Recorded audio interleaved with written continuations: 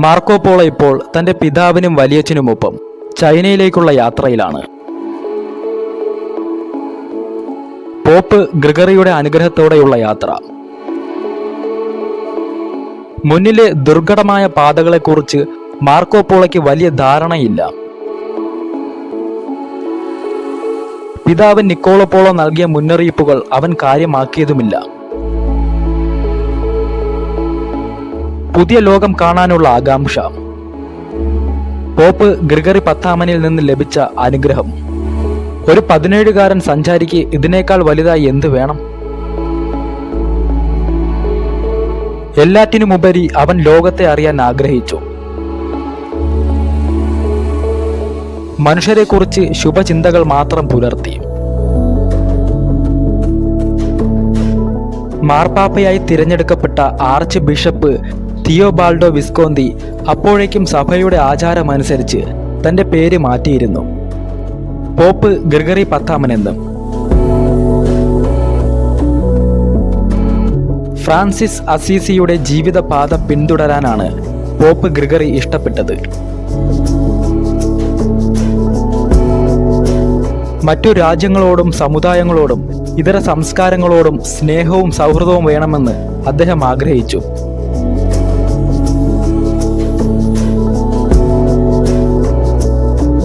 പോപ്പിന്റെ ആ വാക്കുകൾ മാർക്കോ പോളോയെയും സ്വാധീനിച്ചിട്ടുണ്ട്. കുബ്ലൈ ഖാൻ തങ്ങളെ ഏൽപ്പിച്ച ജോലി ഭംഗിയായി നിറവേറ്റാൻ കഴിഞ്ഞതിന്റെ സംതൃപ്തി പോളോ സഹോദരന്മാർക്കുണ്ട്.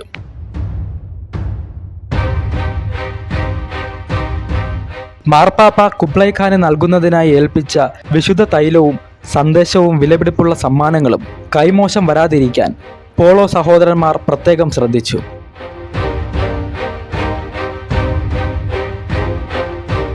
ലക്ഷ്യത്തിലെത്താൻ മാസങ്ങളും വർഷങ്ങളും വേണ്ടിവരും.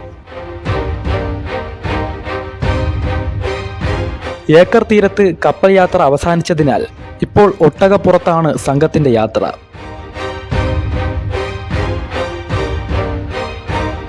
ആദ്യം കുറച്ച് ദിവസങ്ങളിൽ അവർ വലിയ പ്രശ്നങ്ങളൊന്നും നേരിട്ടില്ല.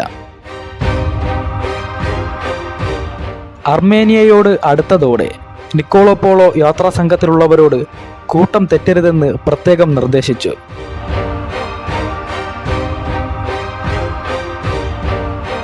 ഒരു നൂറ്റാണ്ടിലേറെയായി ക്രിസ്ത്യൻ മുസ്ലിം മതവിഭാഗങ്ങൾ തമ്മിൽ സംഘർഷം നിലനിൽക്കുന്ന പ്രദേശമാണത്. ഏത് നിമിഷവും അപകടമുണ്ടാകാം.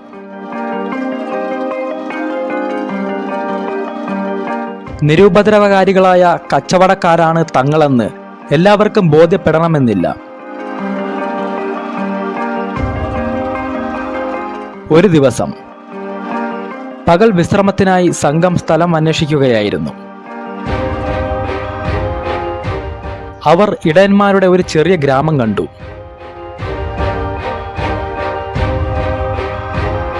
കൂടാരങ്ങളുടെ മുറ്റത്ത് കുട്ടികൾ ഓടിക്കളിക്കുന്നു.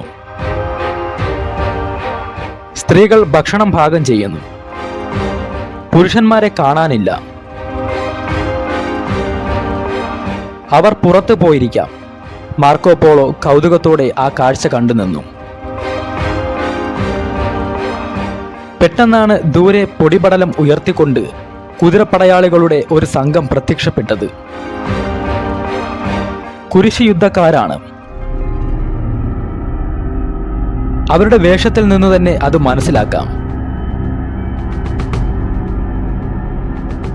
ടെന്റുകളിലെ താമസക്കാർ പരിഭ്രാന്തരായി.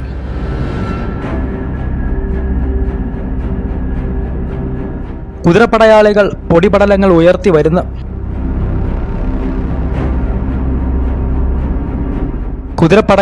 പൊടിപടലങ്ങൾ ഉയർത്തി അവരുടെ നേർക്ക് വന്നു.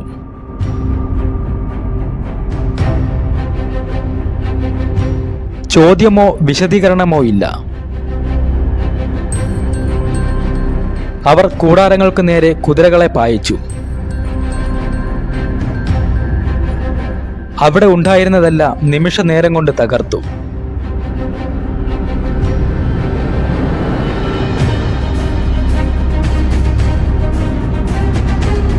വാവിട്ട് കരയുന്ന കുഞ്ഞുങ്ങളെയോ വിലപിക്കുന്ന സ്ത്രീകളെയോ അവർ ഗൗനിച്ചില്ല.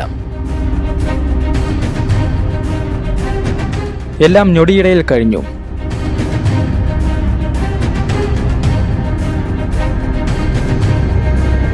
നിക്കോളോ പോളോയും സംഘവും അകന്നു നിന്ന് അതെല്ലാം കാണുന്നുണ്ട്. കരയുന്ന കുഞ്ഞുങ്ങളെയും സ്ത്രീകളെയും സഹായിക്കാൻ അവിടേക്ക് കുതിക്കാനൊരുങ്ങിയ മാർക്കോ പോളോയെ നിക്കോളോ തടഞ്ഞു. ആക്രമണകാരികൾ എല്ലാം നശിപ്പിച്ച ശേഷം അവിടെ നിന്ന് മടങ്ങി.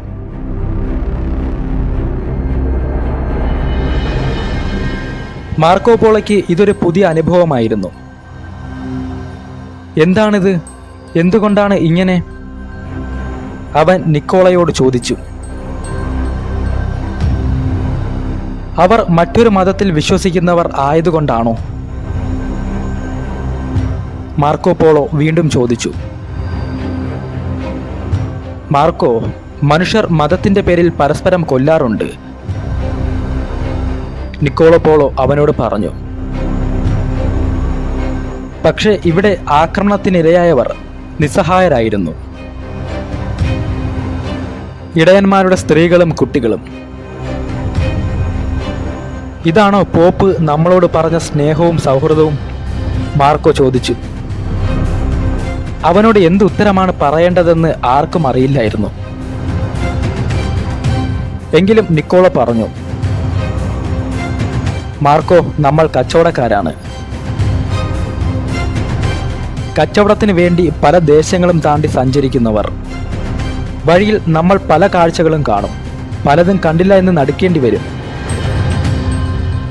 അങ്ങനെയെങ്കിൽ മാത്രമേ നമുക്ക് മുന്നോട്ട് പോകാൻ കഴിയുകയുള്ളൂ.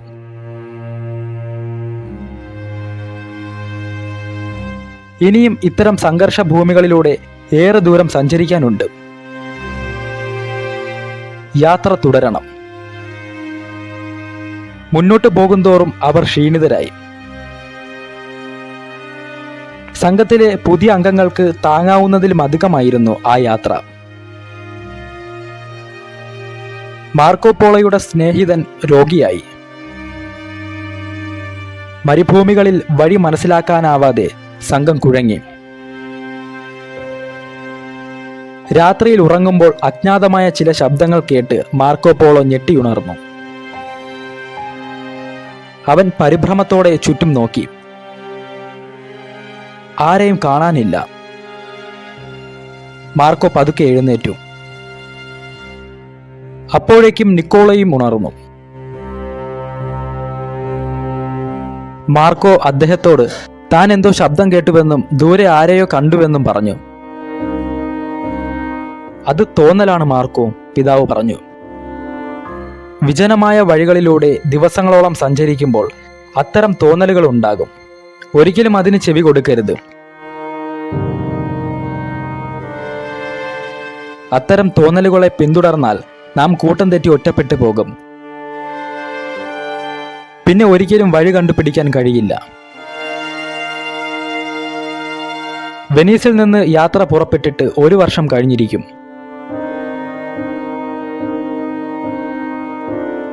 ഈ മരുഭൂമിയിലൂടെ യാത്ര തുടങ്ങിയിട്ട് എത്ര കാലമായെന്ന് ഒരു നിശ്ചയവുമില്ല. ഒടുവിൽ അവർ ഭയപ്പെട്ടത് തന്നെ സംഭവിച്ചു. കൈവശമുണ്ടായിരുന്ന വെള്ളം തീർന്നു. എങ്ങും മരപ്പച്ചയുടെ ലക്ഷണങ്ങൾ കാണാനില്ല. വെള്ളം കിട്ടാതെയും മറ്റും മരിച്ചുപോയ മനുഷ്യരുടെ ദേഹങ്ങൾ വഴിയിൽ പലയിടത്തും അവർ കണ്ടു. ഏറ്റുമുട്ടലില്ലാതെ മരണമടഞ്ഞ മനുഷ്യ ശരീരങ്ങൾ. ചില മൃതദേഹങ്ങൾക്കരികെ കിടന്ന തുകൽ സഞ്ചിയിലെ അല്പം വെള്ളം കൊണ്ട് അവർ ഓരോരുത്തരും ദാഹമടക്കി.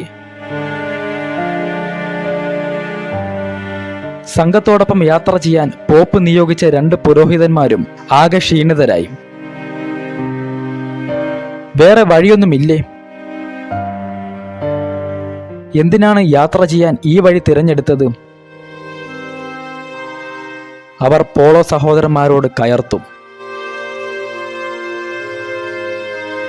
അല്ലെങ്കിൽ കടൽ മാർഗം വരാമായിരുന്നില്ലേ?